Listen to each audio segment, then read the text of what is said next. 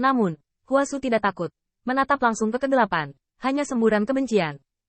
Dulu, kontrak yang ditandatangani antara ayahmu dan kamu seharusnya menjadi kontrak yang kacau.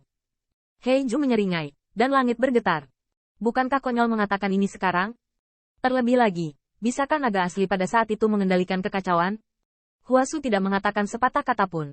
Tetapi dengan teriakan tiba-tiba, batu warna-warni itu terbang ke tangannya. Dengan kata lain, ini adalah hartanya. Dan batu warna-warni yang jatuh ke tangan Huasu bersinar dan bersinar. Memantulkan cahaya warna-warni. Dan cahaya warna-warni naik ke langit.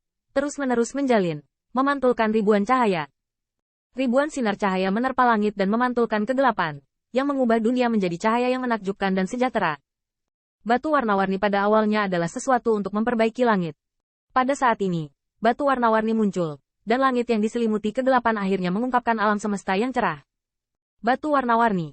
Aku melihat wajah mengerikan di kegelapan terpelintir dan bengkok, dan sepertinya membenci semua cahaya. Suara leluhur hitam itu bahkan lebih geram, menyebabkan lapisan surga runtuh. Apakah Anda ingin mengancam saya dengan batu yang memenuhi langit? Jika Anda kehilangan benda ini, langit Anda akan runtuh. Huasu tidak takut akan bahaya. Surga kita tidak pernah membutuhkan pemberian dari orang lain, karena kita cukup untuk berdiri tegak. Dan jika kamu membunuhku, kamu tidak akan pernah menjadi pemenang terbesar lagi. Minuman dingin ini, kingkuling penuh dengan kesombongan, dan wajah mengerikan itu akhirnya menunjukkan sedikit kecemburuan. Heiju menatap Huasu dan merasakan mata air kuning mengalir tidak jauh. Dia tidak tahu sudah berapa lama itu berlalu sebelum dia meninggalkan dengusan dingin. Bagi leluhur kulit hitam, itu mungkin hanya penghinaan. Tetapi itu jatuh ke telinga orang-orang kuat yang menyaksikan adegan ini. Tetapi itu seperti kehendak langit, seperti fakta yang harus terjadi. Sama seperti dewa yang mengatur segalanya. Sampai jumpa lagi. Tuhan tidak bisa menahanmu. Kegelapan yang tak terbatas berangsur-angsur menghilang, dan tubuh masa depan Qin Yichen akhirnya bersatu. Kekuatan ilahi itu habis dan hancur, dan segala sesuatu yang kering dan sedih dan marah membuatnya jatuh dalam kegelapan. Saya tidak tahu berapa lama ini telah berlalu. Ketika Qin Yichen membuka matanya, dia melihat gelombang berkilauan di sekitarnya. Itu adalah gelombang air. Airnya beriak, dan Qin Yichen tiba-tiba menyadari bahwa itu adalah Kuisui. Meskipun Qin Yichen tidak tahu apa itu Kusui sebelumnya, tetapi untuk beberapa alasan, ketika dia pertama kali melihatnya, dia tahu itu adalah Kusui. Air bunga matahari tampaknya mampu memelihara segalanya, dan keajaibannya tak terbatas. Ketika beriak, itu membuat Qin Yichen merasa bahwa air dapat membawa dunia dan menutupi dunia. Kamu sudah bangun? Di telinga, adalah suara permaisuri Huasu. Saya harus mengatakan bahwa suara permaisuri Huasu sangat menyenangkan, tidak merdu, tetapi tampaknya jatuh ke telinga siapapun. Seperti cinta seorang ibu, membangkitkan tanah suci dan kerinduan di hati Qin Yichen. Nenek. Qin Yichen duduk perlahan, berpikir sejenak, dan memutuskan untuk memberikan 3 busur dan 9 doa.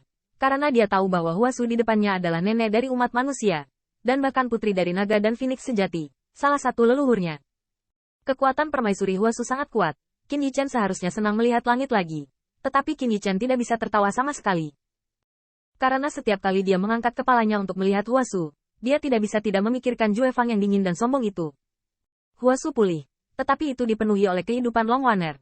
Nenek, kenapa? Ketiga kata ini bergumam dengan lembut dan secara bertahap berubah menjadi raungan yang menusuk hati. Mengapa? Tanda seru.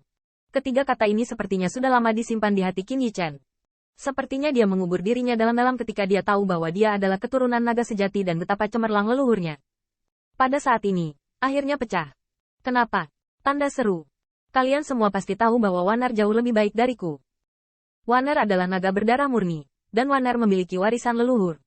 Dulu, dia berani membobol langit dan bumi. Dengan jam Sao Hao yang menghancurkan surga, Heze Zudi, aku tidak bisa pergi, tapi dia pasti akan pergi. Taoisme bawaan Heze harus menjadi miliknya, dan batu ilahi Heze juga harus menjadi miliknya. Tapi kenapa? Dialah yang melompat turun. Tanda seru. Meskipun kekuatan ilahi Qin Yichen telah dipulihkan, raungan itu tampaknya telah mengambil semua kekuatannya. Qin Yichen sepertinya tahu jawabannya, tetapi merasa sangat kejam. Itu karena Long Waner lebih baik darinya. Dengan kata lain, dia melompat ke dalamnya, dan Huasu mungkin tidak bisa melihat matahari lagi. Mungkin hal yang sama akan terjadi jika Nuwa melompat ke dalamnya. Tapi selalu ada seseorang yang melompat ke lautan darah. Tapi Long Waner yang lebih baik darinya. Huasu menatapnya, tidak bisa berkata-kata untuk waktu yang lama. Hanya matanya yang penuh cinta dan air mata berkedip. Nenek. Qin Yichen terjun ke pelukan Huasu dan menangis dengan sedihnya. Pelukan Huasu sehangat pelukan seorang ibu, membuatnya menangis seperti anak kecil. seolah kembali ke umat manusia yang cuek akan langit dan bumi. Namun dengan tegas berjalan keluar dari istana surga suci. Remaja. Setelah sekian lama terdiam, saya melihat Huaxu menghela nafas, sakit hati seperti duka cita. Mungkin Qin Yichen baru saja melihat Huaxu untuk pertama kalinya. Tetapi untuk putri naga sejati ini, Qin Yichen atau Long Waner adalah anak-anaknya. Membuatnya merasa tidak enak. Di dunia ini, seseorang pada akhirnya akan mengorbankan. Anakku, aku bangga padamu. Aku tahu bahwa jika kamu adalah kamu akan putus asa. Qin Yichen tidak ingin meninggalkan pelukan hangat ini. Huasu memeluknya seperti ini, melambaikan tangannya, dan melihat lapisan air bunga matahari menyebar seperti tirai manik-manik, mencerminkan leluhur kedua Kaisar Ke yang tampaknya tidur nyenyak. Anakku, hapus air matamu. Kamu sedang berangin sekarang. Angin. Qin Yichen menggertakkan giginya tanpa suara, dan Huasu memberinya cukup waktu, sampai matanya yang seperti pedangnya kembali menjadi pahit lagi. Huasu berjalan menuju leluhur kedua Kaisar Ke. Huasu melambaikan tangannya. Leluhur kedua Kaisar Ke dan dua tetua umat manusia perlahan terbangun. Dan Qin Yichen juga sekuntum bunga di depannya, melihat bahwa dia baru saja bangun. Tetapi dia tidak pernah melupakan semua yang terjadi sebelumnya. Nenek.